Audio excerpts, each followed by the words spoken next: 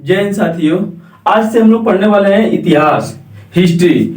इससे किस तरीके से क्वेश्चन बनता है, चाहे कोई भी प्रतियोगी परीक्षा हो, जैसे SSC, GD, SSC, MTS, SSC, CGL, CHSL, railway का एनटीपीसी हो या ग्रुप 2, जितने भी प्रतियोगी परीक्षा होगी, जितने में आपका इतिहास से क्वेश्चन बनता है, पूरा का पूरा क्वेश्चन यहाँ से आपका बनेगा। इसे हम लोग 3 पार्ट में कवर करेंगे: प्राचीन इतिहास, मध्यकालीन इतिहास और आधुनिक इतिहास। इस तरीके से हम लोग पढ़ेंगे। पहले इतिहास किस तरीके से पढ़ा जाएगा, सबसे बड़ी बात होती है इतिहास को समझने का पैटर्न, किस तरीके से इतिहास को पढ़ना है, ठीक ना। तो सबसे पहले हम लोग बात करेंगे इतिहास के पढ़ने का पैटर्न। इससे पहले हम लोग सबसे पहला एक क्वेश्चन आपका बन जाता है जो हर एक एग्जाम में पूछ देता है कि इतिहास के पिता किसे माना जाता है। इतिहास के पिता किसे माना जाता है? तो इतिहास का जो पिता होते हैं इन्हें हेरोडोटस को कहा जाता है। इनकी पुस्तक है हिस्टोरिका, तो कभी कभी इनकी पुस्तक भी पूछ देता है। अब हम लोग बेसिकली इतिहास को 3 पार्ट में बांट के पढ़ते हैं। पहला पढ़ते हैं प्राग ऐतिहासिक काल, दूसरा पढ़ते हैं आधे ऐतिहासिक काल और तीसरा पढ़ते हैं ऐतिहासिक काल।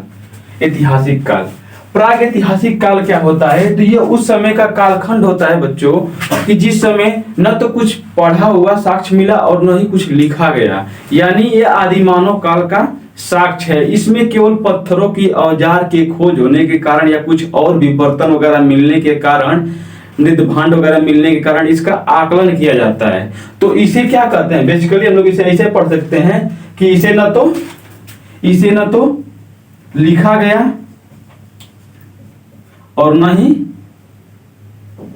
पढ़ा गया, तो इस काल को क्या कहते हैं? प्राग ऐतिहासिक काल कहते हैं। लेकिन इसमें क्या है, इसमें लिखा हुआ तो साक्ष्य मिला, लिखा हुआ जानकारी मिली है, लेकिन पढ़ा इसे नहीं गया, इसे पढ़ा नहीं गया है। इसे कहते हैं आधे ऐतिहासिक काल। और ऐतिहासिक काल क्या होता है? इसमें लिखा हुआ भी जानकारी मिली है और पढ़ा भी गया है, तो ऐतिहासिक काल होता है। इसमें क्या है, पत्थरों के औजार मिलने के कारण ही इसे हम लोग पढ़ते हैं, इसीलिए इसे हम इसमें क्या पढ़ते हैं? पाषाण काल। पाषाण काल के बारे में डिस्कशन करते हैं, ठीक ना।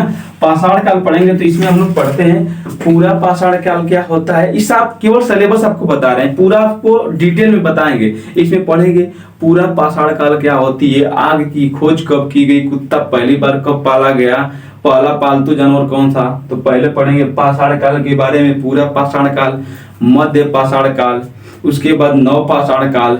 और जब ये नव पाषाण काल पढ़ लेंगे तो आता है आपका ताम्र पाषाण काल। और ताम्र पाषाण काल पढ़ेंगे तो एक नए युग की शुरुआत होती है। धीरे धीरे ताम्र पाषाण काल से तांबे की खोज हो जाती है और जो वहां का सभ्यता होती है वह शहरीकरण की तरफ बढ़ने लगती है। और यह शहरीकरण आगे चल के किसमें आ जाती है?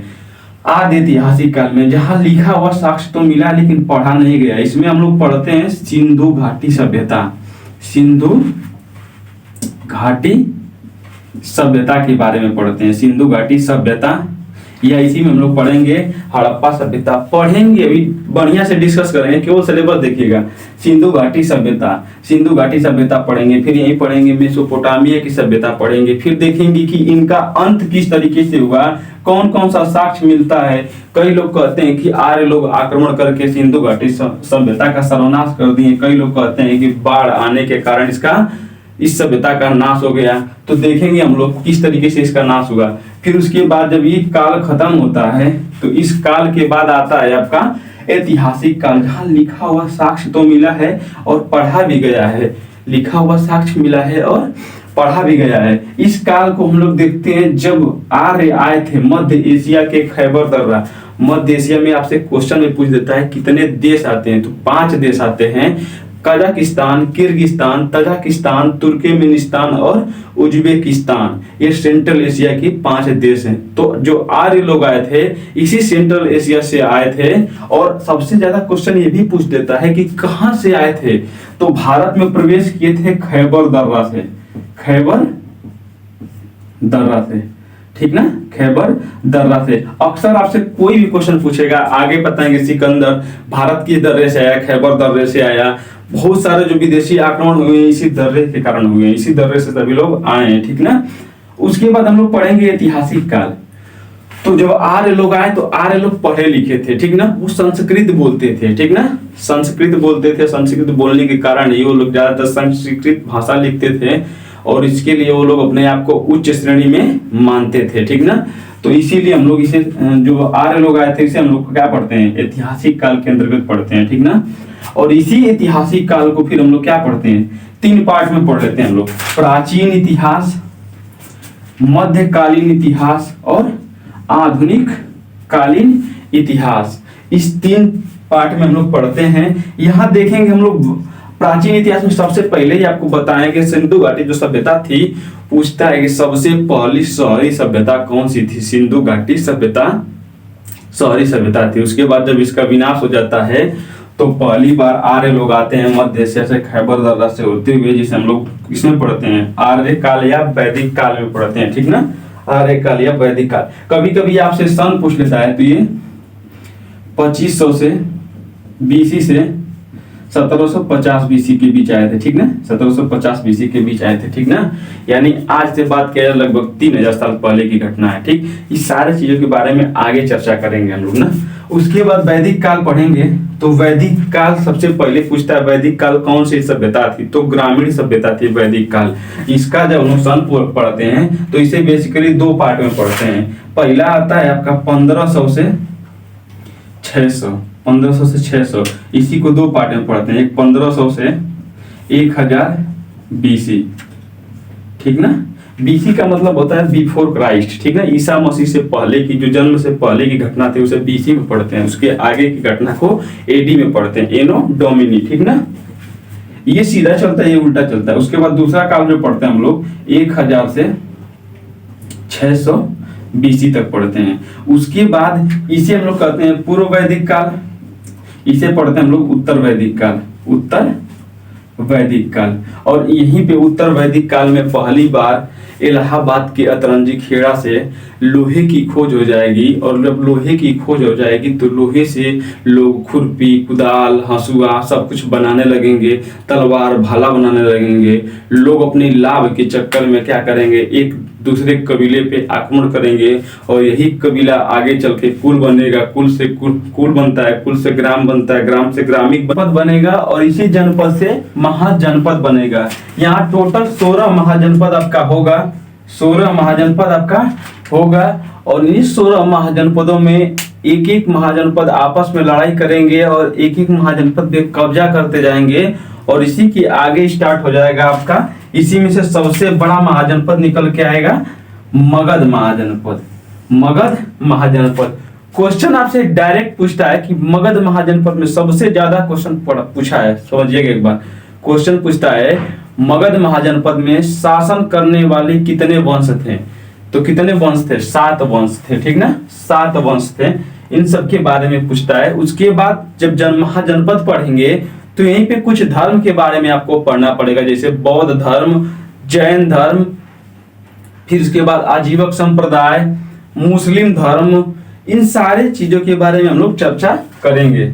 उसके बाद जब आप मगध महाजनपद पढ़ेंगे तो मगध महाजनपद में सबसे पहले शासन करने वाला जो वंश था वो हर्यक वंश था। लेकिन इससे पहले भी अगर आपसे पूछेगा तो इसका उल्लेख महाभारत में मिलता है, मगध महाजनपद का चर्चा। और इसमें सबसे पहला वंश मिलता है बृहद्रथ वंश, जो कि नॉर्मल पुस्तकों में नहीं मिलता है। बृहद वंश के संस्थापक थे बृहद्रथ और बृहद्रथ के लड़का होते हैं जरासंध। और इन्हीं जरासंध की लड़ाई महाभारत में भीम के साथ हुआ था, जो मल्ल युद्ध के नाम से जाना जाता है।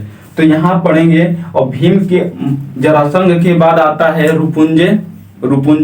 रुपुंजय को उसी का सेनापति पुली या मही मार देता है और अपने लड़के को वहां का नए वंश की स्थापना करता है, अपने लड़के को बैठा देता है जिसका नाम रखता है हर्यक वंश। और इसी हर्यक वंश की स्थापना करेगा बिंबिसार। तो यहाँ पढ़ेंगे हम लोग हर्यक वंश में बिंबिसार पढ़ेंगे। बिंबिसार धीरे धीरे कई महाजनपदों पे आक्रमण करेगा, किसी को शादी विवाह से जीतेगा, इसी तरह करके अपने साम्राज्य का विस्तार करेगा, ठीक ना। तो बिंबिसार के बारे में हम लोग डिटेल से पढ़ेंगे, ठीक ना। बिंबिसार के बारे में डिटेल से पढ़ेंगे। बिंबिसार के बाद आएगा अगला शासक इसी का लड़का अजातशत्रु। शत्रु। अजात शत्रु पढ़ेंगे। अजात शत्रु भी अपने साम्राज्य का क्षेत्र का विस्तार करता है और पहली बार ये पूरा का पूरा आपका रथ मूसल और महाशिला कंटक का प्रयोग करता है और अपने गुप्तचर वर्षकार को वैशाली भेजता है। पूछता है क्वेश्चन कि वैशाली को पूर्णतः जीतने वाला शासक कौन था? अजात शत्रु था। अजात शत्रु को कुड़िक, इसके बचपन का नाम कुड़िक था। इसने अपने पिता की हत्या किया था, इसीलिए इसे पितृहंता कहा जाता है, ठीक ना। इसने काशी की रानी प्रसेनजीत की पुत्री वाजिरा से शादी किया था, ठीक ना, वाजिरा से शादी किया था।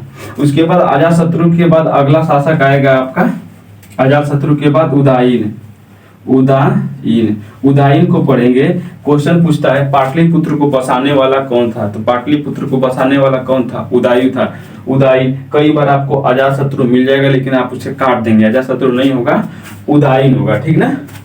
और उदायन ने अपनी राजधानी से पहले मगध की राजधानी राजगिरी हुआ करती थी, लेकिन राजगिरी जो बिहार में पड़ता है गंगा नदी के निचले क्षेत्र में, ठीक ना, यहाँ दिखाई दे रहा होगा आपके मैप पर, ठीक ना। राजगीर के बाद इसने उदायन ने अपनी राजधानी पाटलिपुत्र को बनाया, ठीक ना, पाटलिपुत्र को बनाया। और उदायन के बाद इसी के लड़के होंगे और उसके बाद हर्यक वंश का अंतिम जो शासक होता है, वंश का अंतिम शासक आएगा आपका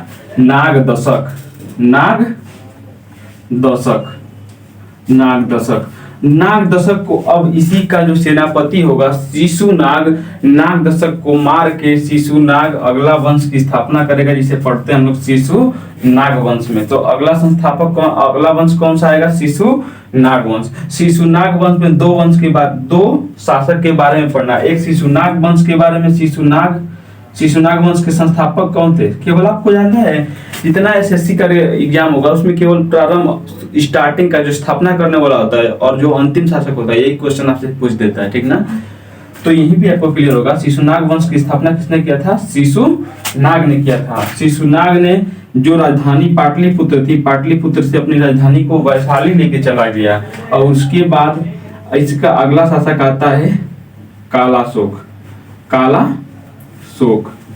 कालाशोक इसी का पुत्र होता है। और कालाशोक ने फिर से दोबारा वैशाली से राजधानी को पाटलिपुत्र लेके चला आया और इसी के समय द्वितीय बौद्ध संगीति हुई थी। तो पूछता है पहली बौद्ध संगीति किसके समय हुई थी? तो अजातशत्रु के समय पहली बौद्ध संगीति हुई थी। इसके बाद कालाशोक आता है और कालाशोक के बाद अंतिम शासक इसी का होता है नंदीवर्मन। अंतिम शासक कौन होता है? नंदीवर्मन, शिशुनाग वंश का। और नंदीवर्मन को ही इसी का दरबार में एक रहता था नाई, जिसका नाम था महापदम नंद। वो बहुत ही खूबसूरत हुआ करता था और इन्हीं की रानियों पर क्या करता था? अपना दबदबा बना के रखता था। और अंत में नंदीवर्मन को यही जो नाई था, जिसका नाम था महापदम नंद ने नंदीवर्मन की हत्या कर दिया और स्थापना कर दिया नंद वंश के। तो यहाँ से आपसे क्वेश्चन पूछता है, नंद वंश के संस्थापक कौन थे? महापदम नंद। तो नंद वंश के संस्थापक महापदम नंद थे। महापदम नंद के बाद आएगा इसी का लड़का, जिसका नाम होगा घनानंद। महापदम नंद से पूछता है कि इसे क्षत्रियों को मारता था और अपने आप को परशुराम का अवतार कहता था। उसके बाद आएगा घनानंद। और घनानंद के समय ही पहली बार तो इसी समय हुआ था, बिंबिसार के समय ही, ठीक ना। दूसरी बार विदेशी आक्रमण होता है और पहली बार सिकंदर भारत पर आक्रमण करता है, ठीक ना। पहली बार भारत पर आक्रमण करता है। सिकंदर जब भारत पे आक्रमण करता है तो उस समय यहाँ का तक्षशिला के चाणक्य होते हैं, तक्षशिला के आचार्य होते हैं, नाम होता है चाणक्य या कौटिल्य। वो घनानंद के दरबार में आते हैं और इससे अपनी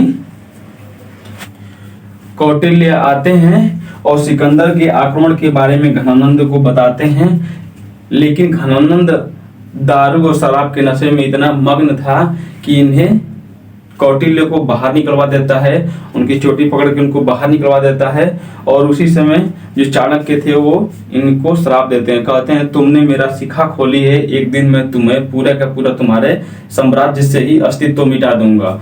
और यही इसी को देखते हुए आगे आते हैं और एक लड़के को पकड़ते हैं और उसी लड़के को आगे स्थापना कर देते हैं मौर्य वंश का, ठीक ना। वही लड़का आगे चल के स्थापना करता है मौर्य वंश, जिसके संस्थापक आपसे पूछता है। तो मौर्य वंश संस्थापक कौन थे? चंद्रगुप्त मौर्य। पढ़ेंगे मौर्य वंश के संस्थापक चंद्रगुप्त मौर्य थे।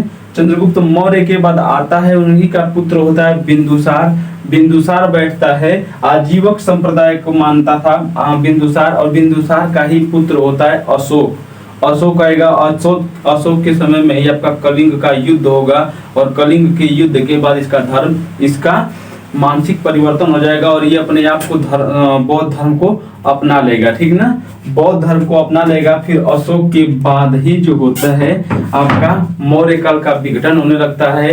अशोक का मृत्यु 632 ईसा पूर्व में BC में हो जाता है।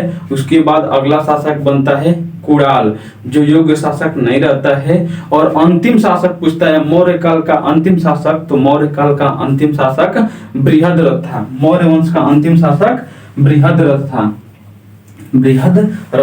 और बृहद्रथ का ही सेनापति हुआ करता था, जिसका नाम था पुष्यमित्र शुंग। पहली बार गैर क्षेत्रीय राजवंश देखने को मिलेगा, जिसका नाम होगा शुंग वंश।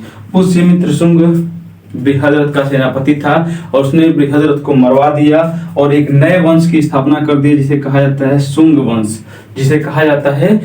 वंश। और शुंग वंश का पूछेगा आपसे, शुंग वंश के संस्थापक कौन थे? तो शुंग वंश के संस्थापक आपके था पुष्यमित्र शुंग।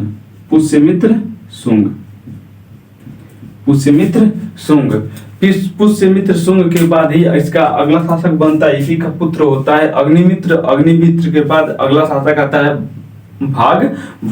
भागवत के समय ही पहली बार विदेशी यात्री हेलियोडोटस भारत आया था, भागवत धर्म के शिक्षा लेने के लिए, ठीक ना। हेलियोडोटस आया था। उसके बाद पुष्यमित्र शुंग के बाद हम लोग पढ़ेंगे कौरव वंश के बारे में। कौरव वंश के संस्थापक पुष्यमित्र शुंग भागवत को मारेंगे कौरव वंश का, इसका संस्थापक करेगा वासुदेव। और उसके बाद कौरव वंश के बाद अंतिम और लास्ट आता है वंश, जिसे कहा जाता है सातवाहन वंश पढ़ेंगे, ठीक ना। और सातवाहन वंश पढ़ने के बाद हम लोग धीरे धीरे इधर से देखेंगे। जब सातवाहन वंश पढ़ेंगे तो जब मौर्य काल का समाप्ति होगा, शुंग वंश आएगा, उसी के समय भारत में विदेशी आक्रमण होंगे और उसी के समय हिंद यूनानी भारत में आएंगे। यूनान के रहने वाले पहली बार भारत में आएंगे, जिसे इंडो ग्रीक कहा जाता है, हिंद यूनानी कहा जाता है। उसके बाद अगला शासक आएंगे शक वंश आएंगे, फिर पल्लव आएंगे, और उसी के समय कुषाण वंश आएगा, ठीक ना। तो जब भी आपको इतिहास पढ़ाएंगे तो जब आपका सातवाहन वंश चलेगा, उसी के समय आपका कुषाण वंश भी चलेगा। उत्तर में आपका कुषाण वंश चलेगा, तो दक्षिण में आपका आंध्र प्रदेश के क्षेत्र में आपका ये सातवाहन वंश चलेगा दक्षिण में, और कुषाण वंश चलेगा उत्तर में। इसी कुषाण का सबसे योग्य शासक माना जाता है कनिष्क को। कनिष्क के बारे में हम लोग पढ़ेंगे, ठीक ना। और उसके बाद सातवाहन वंश और कुषाण वंश की जब समाप्ति होगी, तो कुषाण वंश के ध्वंसावशेष पर ही एक नए वंश की स्थापना होती है, इसे कहा जाता है गुप्त वंश। ये कुषाण वंश के ही सामंत हुआ करते थे, गुप्त वंश। तो क्वेश्चन आपसे पूछ देता है गुप्त वंश के संस्थापक कौन थे? तो गुप्त वंश के संस्थापक आपका श्रीगुप्त थे। घटोत्कच के बाद आए चंद्रगुप्त मौर्य, जिन्हें वास्तविक संस्थापक माना जाता है, ठीक ना।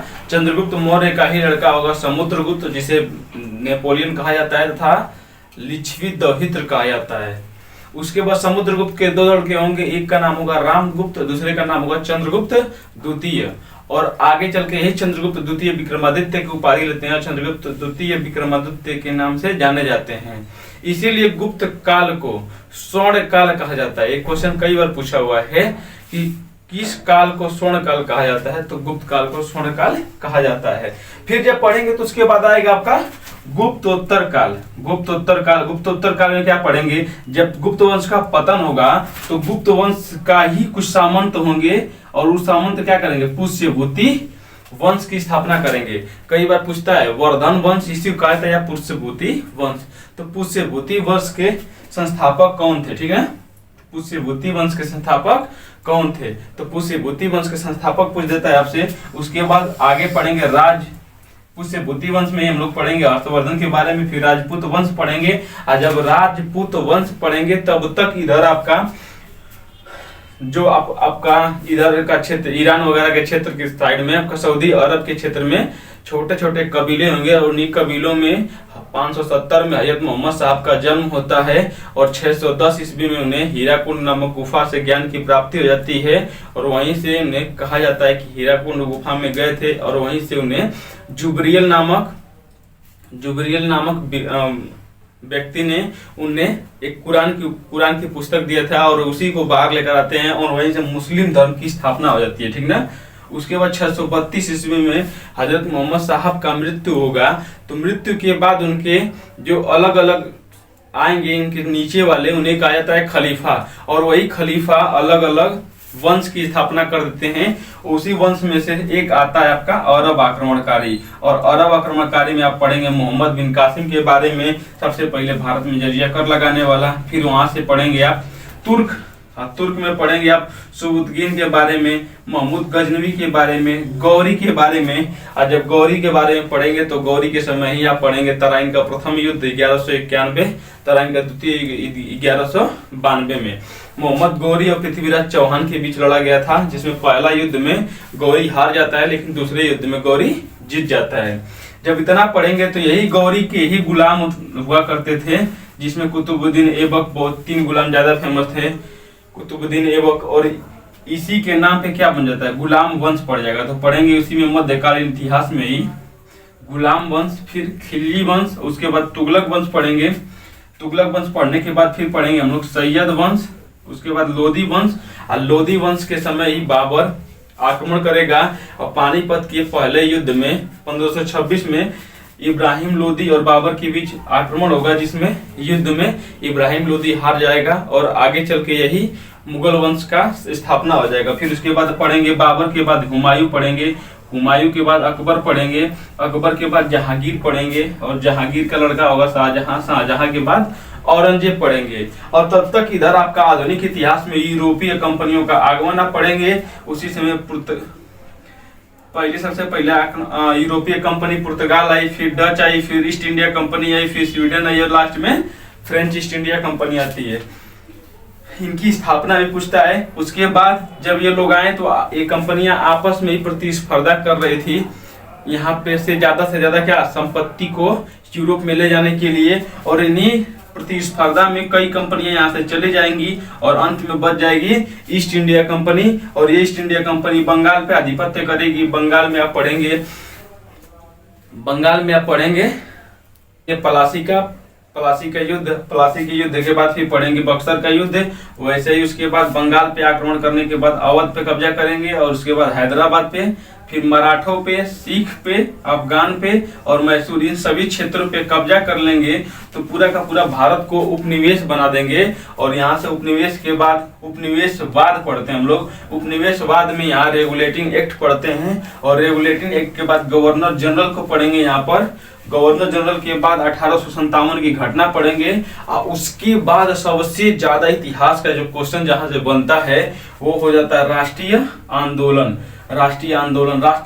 में पढ़ेंगे हम लोग 3 चरण में।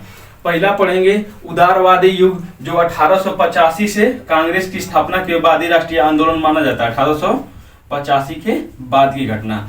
1885 से 1905 तक पढ़ेंगे। फिर 1905 से लेके 1919 तक पढ़ेंगे, जिसे उग्रवादी युग कहा जाएगा। और 1915 में जब गांधी जी भारत आ जाएंगे तो उसके बाद 1919 से लेके